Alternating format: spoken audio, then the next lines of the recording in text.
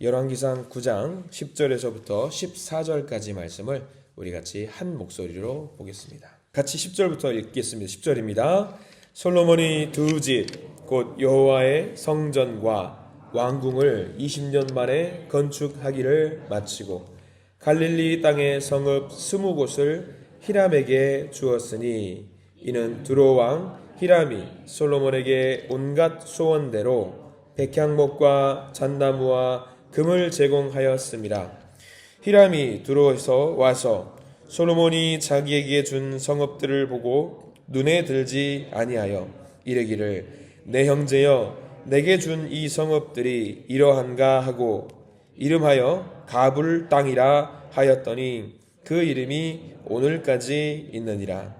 히람이 금 120달란트를 왕에게 보내었더라. 아멘.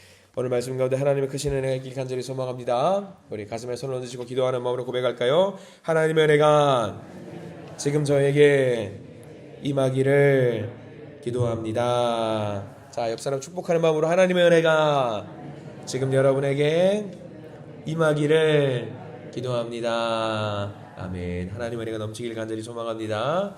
춥지만 마음만은 따뜻한 하나님께 칭찬받는 사랑받는 하루가 되시길 간절히 소망합니다. 자, 오늘 열왕기상 말씀 9장 말씀입니다. 솔로몬이 드디어 자기가 원하는 것을 다 이루었습니다. 자기가 원하는 것을 다 이루었어요. 이게 문제가 있는 건데요. 원하는 것을 다 이룬 때에 우리가 어떻게 살아야 되는지 우리 삶의 흔적들 한번 쭉 돌아보시기 바랍니다. 아마 여기 계신 분들이야 지난 삶의 흔적들을 되돌아보라고 하면은 정말 치열하게 사셨던 분이실 겁니다. 정말 열심히 살았고 후회 없는 삶을 살아오신 분이라고 저는 믿어 의심치 않습니다. 그래서 정말 수고하신 분들이시지요. 고생한 분들이시고요. 우리가 이제 뒤돌아봤을 때 요즘 이제 학생들 보면은 공부 열심히 하잖아요. 저도 이제 저희 큰아들이 이제 멀리서 공부를 하고 있는데 지금 시험 기간이에요. 그래서 너무 이제 먼 데서 고생한다라는 마음으로 전화해서 저는 이상하게 아들하고 전화하면 장난기가 계속 발동을 해서요. 막 고생하고 힘들어하니까 힘들지?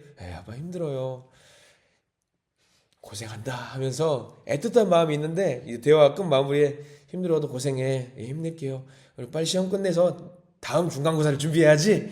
그렇게 이야기를 하거든요. 농담 삼아서. 아빠! 그러면서 이야기를 해요. 위로해 주셔야죠. 이야기를 합니다. 근데 학생들 그렇습니다. 원하는 대학을 위해 가기 위해서 치열하게 공부하잖아요. 너무 열심히 아이들 안쓰러울 정도로 열심히 공부를 하고요. 또 그게 끝나면 또 뭐가 있냐면 거기서 끝나는 게 아니에요. 좋은 취직의 자리를 또 얻기 위해서 또 어떤 사람들은 막 고시원 들어가서 열심히 공부하기도 해요. 그래도 어떤 경우는 그게 끝나면 사랑하는 사람과 결혼하려고 또 열심히 또 노력하는 경우도 있습니다. 힘들죠. 어렵겠죠. 당연히 어렵지 않겠습니까? 근데 그렇게 열심히 노력하는 이유는 하나입니다. 고생 끝에 내가 무언가 얻어낼 것이 있다라는 소망이 있기 때문에 그렇게 학생들, 젊은 사람들이 열심히 노력합니다. 우리가 나이가 있는 분들도 열심히 노력을 다들 하실 겁니다. 이런 식으로. 문제는 뭐냐면 내가 원하는 것을 얻어낸 다음이 문제라고 하는 것이지요. 세상 사람들은 그렇습니다. 열심히 해라. 최선을 다해라. 포기하지 말아라. 그렇게 말을 하면서 심지어 그런 책들 많이 나와요. 포기하지 않는 10가지 방법, 또 목표를 이루는 30가지 방법, 이렇게 하는 책들도 나와 있습니다. 그러니까 세상은 그렇습니다. 내가 무언가를 이루어내는 데까지 독려하고 권면하고 밀어넣습니다. 그리고 이루어낸 뒤에는 별로 강조하지 않는, 권면하지 않는 그런 상황들을 많이 보게 됩니다. 저도 부모님께 그런 말을 많이 들었습니다. 야, 대학만 가면 인생 역전이야. 역전은 무슨 더 고생이 많더라고요. 그 말을 믿고 열심히 갔는데 역전 아니잖아요. 대학만 마치면 탄탄대로 아니지요. 인생은 실전이라고 합니다. 그래서 대학을 마치고 취직을 하고 어른이 되면 그때부터는 또 더 열심히 달려야 되는 뭔가 상황들이 펼쳐집니다. 늘 그런 식인 것 같더라고요. 늘 그런 식인 것 같아요. 우리가 믿음의 문제, 신앙의 문제, 솔로몬을 보게 되는데 신앙의 문제도 솔로몬을 보면은 이것과 다를 바가 없습니다. 믿음의 경주에서도 우리는 신앙의 삶의 흔적들을 쭉 둘러봤을 때에 얻어낸 것들이 분명히 있을 겁니다. 중요한 것은 뭐냐면 무언가 내가 얻어낸 다음에 내가 어떻게 하는지가 굉장히 중요합니다. 솔로몬은 어떻게 했을까요? 솔로몬이 어떻게 했을까? 자, 1절 한번 볼까요? 솔로몬이 어떻게 했는지 나와 있어요. 자, 1절부터 9장 1절부터 함께 보겠습니다. 1절입니다. 시작. 솔로몬이 여호와의 성전과 왕궁 건축하기를 마치며 자기가 이루기를 원하던 모든 것을 마친 때에, 솔로몬이 다 이루었대요. 근데 여기 1절 말씀에서 우리가 잘 봐야 될 내용이 하나 있습니다. 뭐냐면 표시를 한번 해두십시오. 자기가 이루기를 원하던 모든 것을 마친 때에 라고 나와 있습니다. 이 굉장히 큰 문제거든요. 다 이루었어요. 뭔가 신앙적으로도 어떤 왕으로서도 해야 될 것들을 다 이룬 것 같은데 1절에서 성경 말씀이 솔로몬을 대해서 이야기하고 있는 게 뭐냐면 자기가 이루기를 원하던 것을 모두 마쳤다라고 나와 있습니다. 자, 이게 하나님이 원하시는 것을 마쳤다라는 개념과 내가 원하는 것을 마쳤다라는 개념과는 천지 차이예요. 우리 신앙에서. 하나님께서 원하던 것을 마무리한 게 아니에요. 누가 원하는 것을 마무리한 거예요. 솔로몬 자신이 원하던 것을 마무리했다라는 것이 정말 큰 이게 우리가 잘 봐야 되는 내용입니다. 우리의 삶과 우리의 기도와 우리의 믿음과 우리의 신앙 모든 것, 우리가 원하는 것을 마무리하는 일이 없기를 바랍니다. 다 이루어냈을 때에 무언가 내가 했던 결과물이 있을 때에 내가 했던 것을 마무리하는 것이 아니라 하나님께서 원하시는 것을 결과물로 올려드릴 수 있는 저와 여러분들이 되시기를 간절히 소망합니다. 하나님보다 앞서도 안 돼요. 그렇다고 하나님 너무 뒤에 가도 안 돼요. 잘 손잡고 따라갈 수 있는 우리가 돼야 됩니다.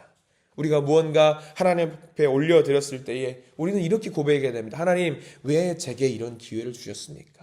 하나님, 왜 제게 이런 재능을 주셨습니까? 하나님, 왜 제게 이 좋은 사람들과 관계를 맺게 해주셨습니까? 이런 기도를 하나님께 끊임없이 던지고 그것을 답을 찾는 과정을 우리가 충분히 거치지 않으면 솔로몬이 했던 이런 고백들, 성경의 고백이 우리의 고백이 되게 됩니다.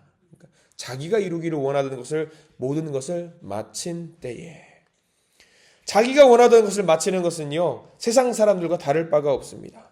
세상 사람들도 자기가 원하는 것을 얻기 위해서 부단히 열심히 노력하고 최선을 다합니다.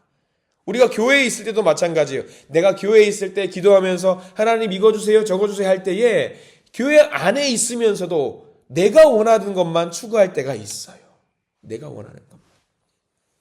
오히려 우리는 기도해야 됩니다. 내가 하나님의 뜻 가운데 살고 있는가? 하나님께서 원하시는 것을 이루고 있는가? 내 뜻대로 사는 것은 아닌가? 이것을 구분할 수 있는 저와 여러분들이 되시기를 간절히 축원합니다. 교회 안에서 우리가 기도한다고 해서 모든 기도의 제목들이 하나님께서 원하시는 것이 아닐 때도 있습니다.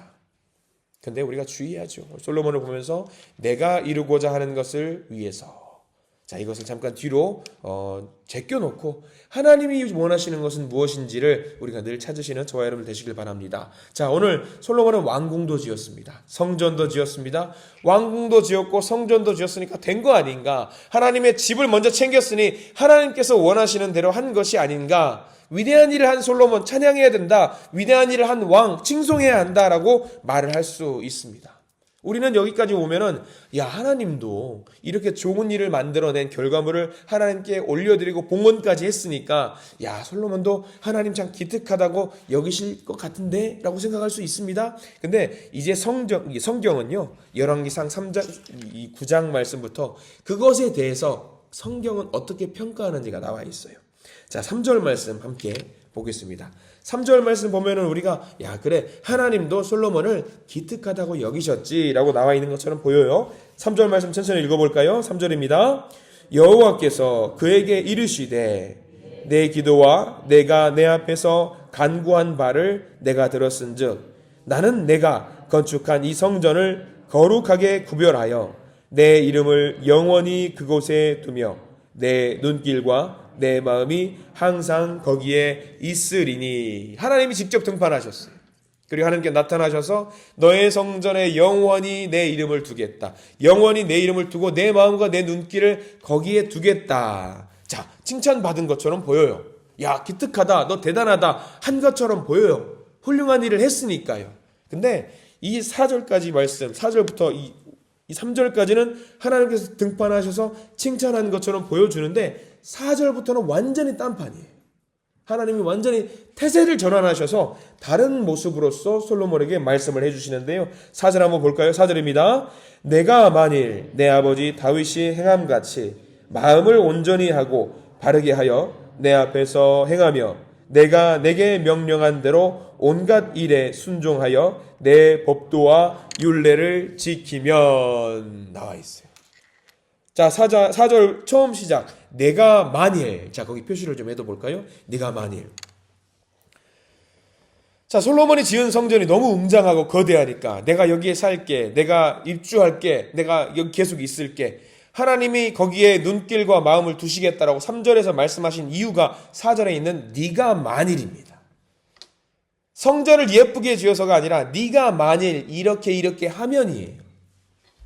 하나님은 제사보다 뭘 더 기뻐하신다라고 말씀하셨죠? 제사보다 순종을 기쁘게 하셨다라는 말씀이 4절에도 나오죠. 4절 제일 끝자락에 보면은 온갖 일에 순종하여 내 법도와 율례를 지키면.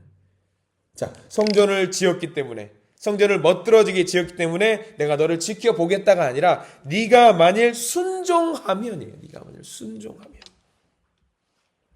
네가 만일 순종하여 율례와 법도를 지키면. 5절 말씀 볼까요? 5절도 이어서 이야기가 나와 있어요. 5절 같이 읽겠습니다.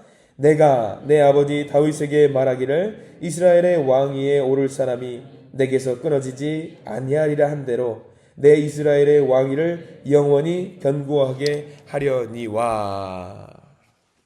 3절만 봐서는 우리가 하나님께서 직접 등판하셔서 야, 성전 멋있다, 내가 너를 치하한다, 그게 아니라 전제를 깔고 있는 거예요. 뭐냐면 네가 만일 뭐 하면? 순종하면. 순종이 어떤 건지 솔로몬이 모를 수가 있으니까 친절하게 순종의 예까지 이렇게 하는 것이 순종이야라고 알려주는 것이 4절에 나와 있잖아요. 4절 처음에 시작이 어떻게 나와 있습니까? 네가 만일 내 아버지 다윗이 행함같이 마음을 온전히 하고 바르게 하여 내 앞에서 행하며 내가 내게 명령한 대로 온갖 일에 순종하여 내 법도와 율례를 지키면. 다윗이 그렇게 했대요. 그러니까 너는 말이야, 솔로몬아, 다윗처럼만 해라. 네 아버지처럼만 해라. 성전 됐고 고마운데 됐고 네 아버지처럼 다윗처럼만 해라. 그러면은 내가 너에게 늘 성전에서 거하면서 너를 지켜보고 있겠다라고 말씀하십니다. 문제는 우리입니다. 우리도 하나님 앞에 서 있는 마음으로 하나님만 바라보고 하나님만 살겠습니다라고 고백을 늘 해요.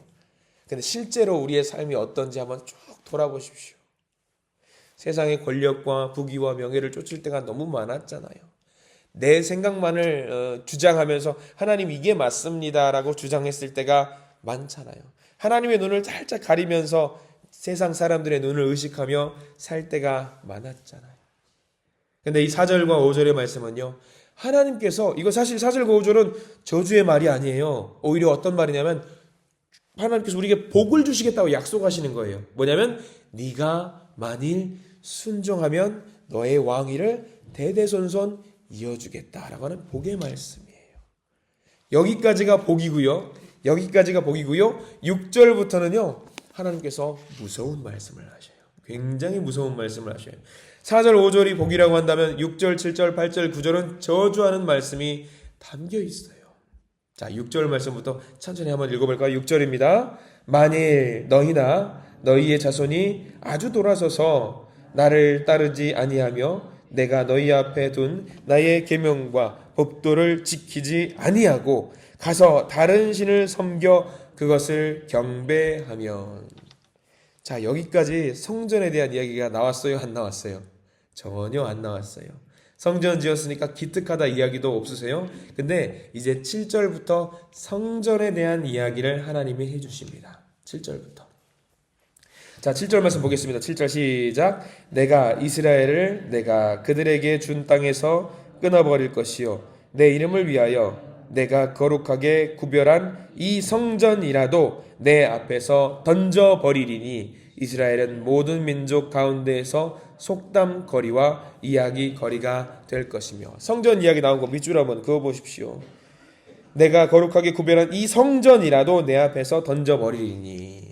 하나님께서 성전 이야기를 드디어 입에서 꺼내시면서 하시는 말씀이 무슨 말씀이냐면, 야, 너 내 말 안 들으면 이 성전 너 던져버릴 거야 라고 이야기를 하시는 거예요. 성경의 기록은 정확합니다. 하나님께서 열왕기서를 통해서 솔로몬에게 해주시는 말씀, 우리에게 주시는 말씀이 바로 이겁니다. 성전 이야기가 나왔어요. 고맙다고? 아니요. 순종하지 않으면 던져버리시겠답니다. 자, 그리고 8절, 9절까지 우리가 쭉 이어가야 돼요. 성전에 대한 이야기가 계속 해주시거든요. 하나님이. 8절 말씀, 9절 말씀 같이 천천히 읽어볼게요. 8절입니다. 이 성전이 높을지라도 지나가는 자마다 놀라며 비웃어 이르되 여호와께서 무슨 까닭으로 이 땅과 이 성전에 이같이 행하셨는고 하면 9절 대답하기를 그들이 그들의 조상들을 애굽 땅에서 인도하여 내신 그들의 하나님 여호와를 버리고 다른 신을 따라가서 그를 경배하여 섬김으로 여호와께서 이 모든 재앙을 그들에게 내리심이라 하리라 하셨더라. 아멘. 하나님 성전 지었어요. 뿌듯해요. 제가 이루었어요. 하는데 하나님은 글쎄다. 성전이 중요한 거 아닌 것 같은데. 너의 행실과 네가 하는 순종이 중요한데 너희들 내가 보기에는 순종하고 좀 거리가 멀어 보인다. 그렇게 하면 내가 이 성전이라도 던져버릴 것이다. 얼마나 사실 성전 지어놓고 봉헌하고 하나님께 직접 등판하셔가지고 아유 잘했다 칭찬해 주시기를 바라는 그런 마음이 있었을 거 아니에요. 누구나 다 그렇잖아요. 열심히 살았으니까. 근데 하나님은 그 말씀을 안 해주셔요. 다른 말씀을 해주셔요. 이런 말씀 들었으면 여러분들 어떻게 하실 것 같아요? 무서워서라도 열심히 살아야죠. 하나님 앞에서 순종하기를 원하잖아요. 근데 이제 우리가 읽었던 10절과 14절 본문은요, 솔로몬이 이 등판, 이 일이 끝나고 나서 바로 무너지기 시작하는 모습이 보입니다. 굉장히 무너져요. 이게 뭐가 무너지는 말씀이냐? 10절, 11절 말씀 보면 이렇게 10절 이렇게 시작하잖아요. 솔로몬이 두 집 곧 여호와의 성전과 왕궁을 20년 만에 건축하기를 마쳤는데 11절 갈릴리 땅의 성읍 20곳을 히람에게 주었으니 이는 두로왕 히람이 솔로몬에게 그 온갖 소원대로 백향목과 잣나무와 금을 제공하였습니다. 자, 이게 뭐가 이상할까요? 뭐가 이상할까요? 당연히 히람 왕에도 좋은 원자재, 자재를 주었기 때문에 그것에 대한 응분의 대가를 줘야 되는 게 맞죠. 이게 뭐 돌이잖아요. 근데 갈릴리 땅의 성읍 20곳을 히람에게 주었으니 갈릴리는 어디냐면 가나안 지역이에요. 가나안 지역이에요. 거기다가 메모를 좀 해두시면 좋겠는데 신명기 19장 14절, 신명기 27장 17절이 두 개가 있어요. 다시 한번 읽어드릴게요. 신명기 19장 14절 거기다 메모를 좀 해두셔요. 나중에 꼭 읽어보십시오. 신명기 또 27장 17절 제가 읽어드리겠습니다. 신명기 27장 17절 두 구절인데요. 제가 읽어드리겠어요. 자, 신명기 19장 14절 이런 말씀이 있습니다. 내 하나님 여호와께서 내게 주어 차지하게 하시는 땅 곧 내 소유가 단 기업의 땅에서 조상이 정한 내 이웃의 경계표를 옮기지 말지니라. 신명기 27장 17절 그의 이웃의 경계표를 옮기는 자는 저주를 받을 것이라 할 것이요 모든 백성은 아멘 할지니라. 이거 뭘 말하는 거예요? 점령한 가나안 땅을 누구에게 주면 돼요, 안 돼요? 절대로 주지 말라고 하나님 율법에 적어두신 거예요. 근데 그것을 누가 지금 어겼냐면 솔로몬이 가나안 땅을 히람 왕에게 팔아버린 거예요. 우리는 이것을 우리의 전문 용어로 뭐라고 하냐면 매국노라고 하는 거죠. 매국노. 우리는 그렇게 말하죠. 하나님께서 절대 하지 말라고 하는 그 땅을 히람 왕에게 줬어요. 이게 이 모든 일들이 누가 원해서 하는 일이었죠? 솔로몬이 원해서 하는 일이었잖아요. 그럼 자기 재산을 가지고 갖다 응분의 대가를 치르는 거는 괜찮아요. 근데 이것을 하기 위해서 뭘 했어요? 하나님께서 약속해서 주신 그 피를 흘려가면서 얻어낸 그 땅을 이거를 얻어내기 위해서 자기 만족을 이루기 위해서 이 땅을 이웃나라 친한 왕에게 팔았다라고 하는 거죠. 하나님께서 방금 전까지 야 네가 만일 순종하면 이거 다 내가 지켜보면서 복을 더해줄게 라고 했는데 말 끝나기가 무섭게 율법으로 정해두신 이것들을 바로 어기는 솔로몬의 모습을 우리가 보게 되는 거죠. 이 9장 말씀은요 이런 말씀이 담겨있는 거예요. 솔로몬이 이제부터는 무너지게 되는 거예요. 성전을 짓고 하나님께 칭찬받는 것처럼 보이는데 솔로몬이 무너집니다. 우리에게 이 말씀을 왜 주셨을까 생각을 해보십시오. 우리도 솔로몬과 똑같이 열심히 살아요. 근데 그 열심히 사는 모습이 하나님을 위해서 사는 것인가 과연 나를 위해서 나의 욕심을 위해 사는 것인가 우리가 구분을 할 수 있어야 합니다. 이 새벽 이 말씀을 우리에게 주시면서 이 말씀을 의지하면서 오늘 하루 살라고 우리에게 이 말씀을 주십니다. 우리 새벽에 예배당에 나와서 기도했다고, 살면서 하루 시작하면서 기도했다고 안심하지 마십시오. 내가 나와서 기도하면서도 하나님 내 거 이렇게 이야기할 수 있습니다. 기도의 자리에 나와서 말씀 앞에 서면서 우리가 어떻게 살아야 할지 하나님 앞에 나가시기 바랍니다. 나의 연약함을 고백하시고, 하나님 저는 연약한 사람이고 아무것도 할 수 없는 사람입니다. 주님이 도와주셔야지만 할 수 있습니다. 그래, 도와줄게. 네가 만일 순종하면. 우리가 순종할 때에 하나님께서 우리의 삶의 방향을 하나님의 뜻대로 인도하실 줄 믿습니다. 하나님의 사람으로 온전히 서실 때에 우리가 순종하면 하나님께서 계속 지켜보시고 오늘 하루 살아가면서 우리의 삶을 인도하시고 지켜내실 줄 믿습니다. 그런 하나님과 바른 관계를 맺으시면서 살아가시는 아름다운 우리 한신 가족 공동체들 되시기를 간절히 소망합니다. 기도하겠습니다. 주님, 아무리 말씀을 읽어도 우리가 헷갈릴 때가 있습니다. 성전을 짓는 게 맞는 건지 짓지 않는 것이 맞는 건지 모르겠습니다. 그러나 주님의 뜻은 분명합니다. 네가 만일 내 앞에서 순종하여 율법과 법도를 지키면 내가 너와 함께 하리라. 무엇을 지으라 마라 하시는 것이 아니라 오히려 우리에게 순종하라고 말씀해 주십니다. 우리가 주님을 기쁘시게 하는 사람들이 될 수 있도록 인도해 주시옵소서. 말씀을 주셨사오니 이 말씀 붙들고 기도하게 하시고 드리는 이 기도가 온전히 주님을 기쁘시게 하는 순종의 기도가 될 수 있도록 인도하여 주시옵소서. 주님, 우리의 삶을 지탱하여 주시옵소서. 예수 그리스도 이름으로 간절히 기도드립니다. 아멘.